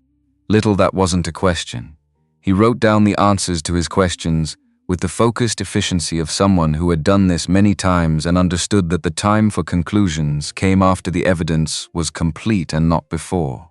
He met with the county recorder first, then with Agnes, who sat across from him in Ruth's kitchen with her hands folded on the table, and gave her account for the 3rd time with the same organized clarity she'd given it the first, because the truth doesn't require management between tellings. Aldridge asked her 7 questions. She answered each one without elaboration. When he was finished, he looked at her steadily for a moment and then said, "Thank you, Miss Pike," which was a thing she had apparently not been told often enough that she received it without reaction. He met with Thomas Reinhold at the livery, where Thomas didn't need to go anywhere or perform anything because he simply told again what he had seen: the lights from the south, the direction wrong for the mountain, the deliberate movement of them. Dana recording it and closing his book. He reviewed Dana's log in the deputy's office with Dana present, which was a meeting that lasted 2 hours, and from which Dana emerged looking like a man who had put down a weight and was working out what his posture was without it. Then Aldridge asked to meet Seth. May came with him. Not because Seth required it. He'd walked into a room of 200 people 6 days ago and said what he had to say, but because she'd built this thing piece by piece and she intended to be present when the last piece was placed. They met in the shed at the back of Ruth's property, which had become, over the past week, a kind of working headquarters for everything that needed to happen outside of Ruth's kitchen. The shed smelled of cut wood and old leather and cold air. A lantern hung from the center hook. 3 people in a small space, Aldridge in the chair Ruth had carried out, Seth and May on the workbench. Aldridge opened his satchel. Seth Calloway. He said the name the way a man says a name he's been reading in documents for a week and is now checking against the person the documents describe. I've read everything Miss Briggs sent through Mr. Finch. I've spoken with the witnesses. I have Dana's records and 3 separate payment documents linking Calhoun's land office directly to Dana's account. He set his pen on the satchel. I have enough to proceed formally, but I want to hear your account directly. Seth gave it. Methodically, without embellishment, in the same sequence he'd given it to May in the cabin 10 days ago, the 3 years on Boulder Break. The pattern of Dana's visits, the 3 separate incidents of self-defense, the men who came armed with orders rather than with legal authority. He gave dates where he had them and approximations where he didn't, and was clear about which was which. Aldridge listened without interrupting, wrote steadily. At the end he asked 4 questions, all of them specific, all of them aimed at the points where the defense of Calhoun's actions would try to create doubt. Seth answered each one precisely. When the questions were done, Aldridge set his pen down. The petition Calhoun filed in 1875 to initiate your removal from Silver Creek, he said. The territorial examiner we sent ahead of my arrival has reviewed that petition. The military land reorganization cited in it did not exist. The petition was fabricated. The reorganization order it references was issued for a different district and a different year, and was altered. He met Seth's eyes with the directness of a man delivering a verdict. Your removal was unlawful. The land at Silver Creek was sold in the year following your removal, and the transactions subsequent to that are complicated to unwind legally. But the territorial court has authority to award compensatory damages for wrongful removal under false pretense, and the examiner's finding supports that claim. Seth said nothing for a moment. Then, the families along the creek, Pearson, Kellerman, Reinhold, Pearson's water rights are being restored. That process begins next week. Kellerman filed a formal reclamation through the county recorder's office this morning. I saw that paperwork before I came here. Aldridge paused. Reinhold is more complicated because he left the county and will need to file in person. But the path is open and the examiner's finding supports his claim as strongly as any of the others. And Calhoun, Aldridge's expression did not shift, but the quality of what he said next was precise in the way of a man being careful about what he confirms and what he doesn't. Warren Calhoun will be asked to answer formal charges of land fraud and conspiracy to deprive lawful settlers of property rights through manufactured threat. Dana will face charges for misconduct in office, reduced in exchange for his full cooperation, which has been complete. A pause. Calhoun's lawyers are already in communication with my office. Men with resources have options in legal proceedings that men without resources don't have. I won't misrepresent that to you, he looked at Seth steadily. But his operation in this county is finished. His land holdings are under review by the territorial assessor. The families along that creek will not lose what remains of their claims. And your name, he stopped. Chose the next words carefully. Your name will not be attached to anything that happened in this county except the account you just gave me, which is the account that will be in the record. Seth looked at the lantern. The lantern gave its even light. Outside the shed, Red Rock Flats was going about its Thursday business, the ordinary sounds of a town that had been changed by a week's events, and was working out what the change meant for the day-to-day of it. Seth nodded once. The nod of a man receiving something true and letting it settle where it needed to settle, rather than reaching for it or pushing it away. One more thing, Aldridge said. He reached into the satchel and produced a single folded document, set it on the workbench between them. Your status as a free man in this territory has always been legally intact. You were never formally charged with anything, Dana having declined to file charges on each of the 3 incidents. This, he touched the document, is the examiner's finding on the 1875 removal. It's yours to keep. It says in official language with the territorial seal that what was done to your family was unlawful. He met Seth's eyes. Sometimes that matters. Sometimes people need to have it in writing. Seth picked up the document, looked at it for a moment, folded it again along its existing creases and put it inside his coat. Aldridge stood, picked up his satchel, looked at May, Miss Briggs. What you built here was comprehensive. The sequencing of the evidence, the witnesses you secured, the formal documentation that's not a common quality in a circumstance like this one. He said it without sentiment, the way he said everything as assessment, not praise. This county will be the better for it. He went out into the afternoon. May and Seth sat in the shed for a moment, in the particular quiet of people who have just watched something finish that they'd been building toward for 10 days. Not the dramatic quiet of completion. The more specific quiet of a thing that was real being confirmed as real. Seth took the folded document back out of his coat, held it in both hands. She didn't say anything. She didn't need to. This was his moment and it needed to be his without anyone managing it. After a while he said very quietly, Daniel and Rebecca Calloway in writing, with a seal. Yes, he put it back. Sat with his hands on his knees in the way he sat when his hands didn't have something necessary to do with themselves. I want to go to Silver Creek, he said. Before we leave the county, I want to stand there once. Yes, she said again. That was all that needed to be said about it. That evening, Calhoun was served with formal notice of charges at his ranch property by one of Aldridge's deputies.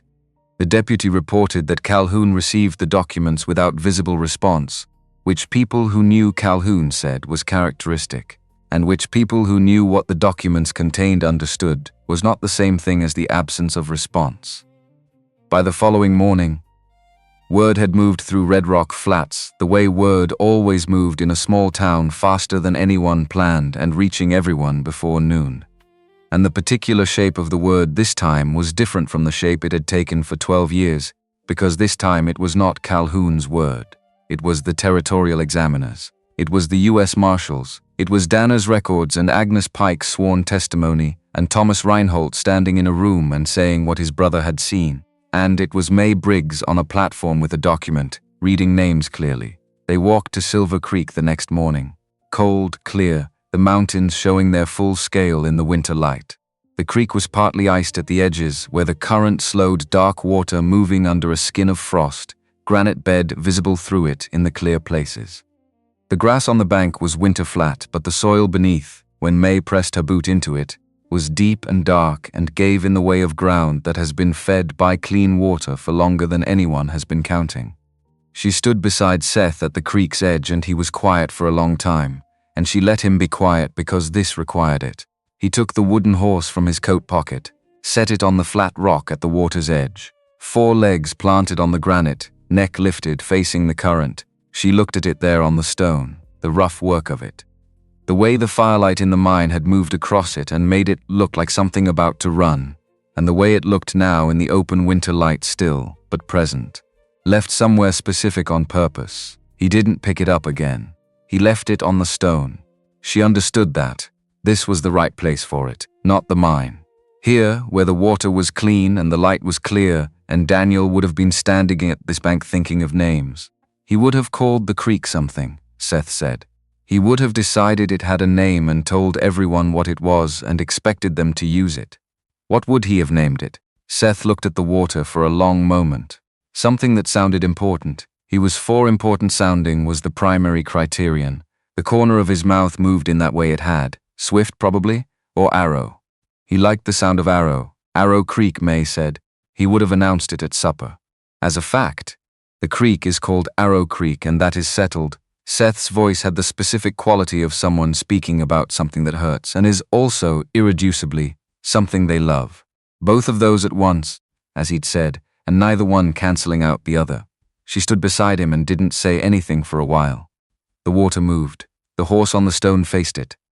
The mountains above Arrow Creek, which was what it was called now, as far as May was concerned, and she intended to use that name, held their position against the winter sky, with the complete patience of things that have been there long enough to know they'll still be there after. The land north, Seth said. We should go look at it before the ground freezes harder. There are things I want your assessment of before we decide. She looked at him. My assessment, the soil, the water, the slope toward the south. He met her eyes. You said you'd judge the creek for yourself. I want you to judge all of it for yourself, because we're not breaking ground on something you haven't approved. She held his gaze. That's the most words you've said at once since I met you. It seemed like the situation required them. She looked back at the creek, at the wooden horse on the stone, which she was going to leave there, because this was where it belonged, and Seth had known that when he set it down, and she knew it too. Spring, she said. We break ground in spring. I'll need the frost date for that elevation, and I'll need to know whether the south slope catches enough light for the longer season crops. It does. I'll judge that for myself. I know you will. East-facing kitchen window, she said. Already planned for it. She looked at him sideways. You've been planning this since Boulder Break. I've been looking at that land for 2 years, he said. I just didn't have a reason to do anything about it until recently. He held her gaze with the specific openness that cost him something, each time, and that he offered anyway. I have a reason now, May Eleanor Briggs. 20 years old, standing at the edge of a creek in the Colorado mountains in the winter of 1879, with a document sewn into the record of a territorial court and a horse carved from mine wood on a granite stone, and a man beside her who had come down from the mountain because she'd given him a reason to. She felt the full weight of the past 10 days settle and then ease. Not resolve into something simple. Nothing that mattered was simple, but ease into the shape it was going to have, which was a shape she'd chosen rather than one she'd been given. She was not the girl who'd walked out a gate 10 days ago, with a flour sack bundle and nowhere to be. She was not the woman who would have been if she'd kept walking north and left a wounded man to the rocks. She was something that had been built in the interval between those two things, from decisions she'd made one at a time, and it was hers in a way that nothing had been hers before. Spring, she said again. We'll need seed for the first garden before the ground breaks. I have opinions about what goes in first. I expected that too, Seth said. And they stood at Arrow Creek a while longer, in the cold, clear winter light, with the wooden horse facing the current and the mountains holding their ground above them, and eventually they turned and walked north toward what came next. Not away from anything, toward. That was the difference. And the difference was everything. 1 year later, in a house that faced the right direction and had a kitchen window that caught the morning precisely as Rebecca had always said, a kitchen window should. May stood at that window with her hands around a coffee cup and watched Seth at the fence line below, working with the particular focused economy of a man who has found a use for his hands that means something. She was expecting their first child in the spring. They had talked about names with the care of people who understood that names carry weight, who knew from experience what it meant to have a name said clearly in a room, and what it meant to have a name carved into wood and left on a stone in clean water. If a girl, Rebecca. If a boy, Daniel, not to replace. Not to pretend the loss was anything other than what it was. But because the people who are gone deserve to have their names spoken in new contexts, in living rooms, on ordinary mornings, said by a child who is learning what their name means and finding it means something good. Outside, Seth looked up from the fence line, looked at the window, at her, raised one hand briefly in the uncomplicated gesture of a man acknowledging that someone he cares about is where he can see them. She raised hers back. Arrow Creek ran clean below the house. The south-facing garden was planned out in May's handwriting on a piece of paper pinned to the kitchen wall's spring crops, marked in order of planting date, frost dates accounted for, the longer season crops positioned on the slope that caught the best light. Outside the window, the Colorado mountains were doing what they always did, which was to hold their position against whatever the sky decided to throw at them, patient and permanent and entirely unimpressed by the difficulty of any of it. May finished her coffee. There was work to do, and she had always been better at working than waiting, and the morning was clear and the ground would be workable soon, and she had decided exactly what was going in first. She went to start it.